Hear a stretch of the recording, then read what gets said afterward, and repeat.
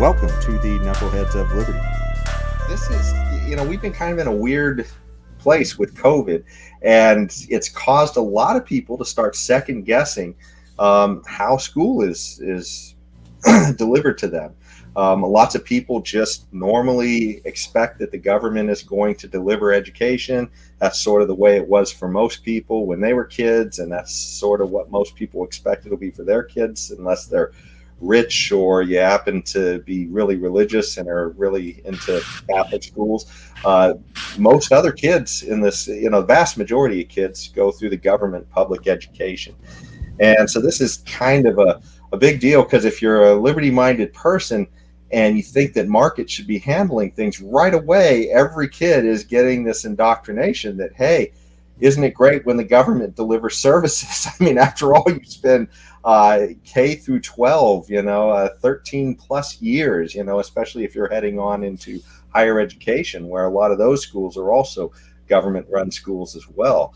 So this is something where it really sort of biases people against ideas of liberty and markets right off the bat, if this is the way things are. So as liberty-minded people, we understand that that we've got to be able to make some dent into this and get more kids, I guess, being taught in a more competitive environment. Not only that, too, but aside from the idea that this biases people toward government thinking, we're also just seeing lousy performance out of the public schools, where we're not competing very well in other countries, and we're seeing, against other countries. Lots of people, we talk about having to import people to become engineers and scientists because a lot of people just aren't cutting the mustard as they come out of the school in this country. Maybe they're choosing lots of liberal arts degrees or other things like that and heading into services. But this is something where it seems like on a global scale we're not competing very well for all of the money we put into it. And so this is one of the areas where perhaps if we went to markets, we might do a little bit better. And so let me just stick it to you guys at this point. The schools have been, a lot of people have been second guessing this during COVID, watching people shut their kids out of schools and throwing them into haphazard programs and having cafeteria workers and bus drivers teach in schools in areas. Because of the shortage of teachers who don't want to come into the classroom at this point. What do you guys think about all this? I mean, give me some thoughts on the whole school choice. Well, I mean, it is quite heartwarming to see that progress is being made and in the nature of school choice and through vouchers or education saving accounts and those sort of things.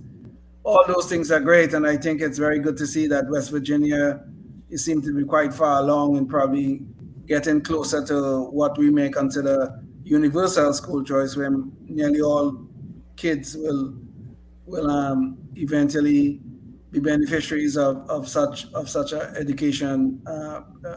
education system, where we really start to make serious progress in getting away from the tyranny of the zip code. But what is going on right now, even though with some of the progress that we are seeing with the school choice, and we did have one person on here from Florida who was talking about some of the things that are going on in Florida. I think he was affiliated with the American Federation for Children. Clearly, there's progress in that direction, but I don't think the progress is enough overall. I think there's a war ongoing against our children, okay? And that war is being waged by the teachers' unions and the education bureaucrats who believe that their power over our children should override all. Look at the condition of the schools right now. I mean, Jason, you just touched on it. It is a national disgrace. And you're right, globally, we are not competitive. I think you look at whether math, whether you look at science, or you look at any one of the other major subject areas, we are ranked 25th, 38th, whatever you want to call it. But the whole problem here that we have an underlying problem here, okay? That the education bureaucrats and the teachers' unions intend to keep the system, this zip code tyranny that is ongoing, intend to keep that system in place for as long as they can. And I'm glad that the pandemic have brought about a little bit of movement in the direction of more liberty and more freedoms for parents in terms of getting their children educated.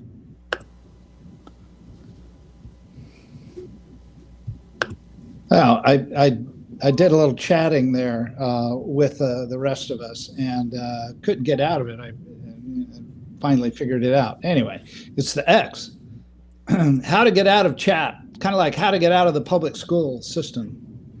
And yeah, I wish I would see a little bit more progress toward this, but hey, we are making some, and of course, it's in response to what's gone on last year in 2020 with all the things that happened in public schools, and the kids getting punished, even though they were the least likely to develop severe disease and so on, and even to pass it on. But not that they couldn't, but I'm just saying. Yeah, this over-the-top response to the liability of children is just was enough to push people toward a private solution to their needs. So anyway, it's we could get into the reasons behind why the education system is so bad in the United States, and Leon brought it up. Yeah, in comparison to other countries, many other countries.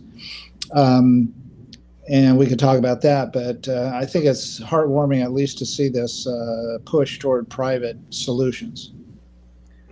And at the root of all of this, last week in a different context, I said that anywhere life, liberty, or the pursuit of happiness, anywhere we see violations of those principles, we should never permit it. And this education system, this tyranny of the zip code, is clearly interfering with the pursuit of happiness, which is really and truly the pursuit of the highest potential of all human beings. Life, liberty, and the pursuit of happiness, always and forever.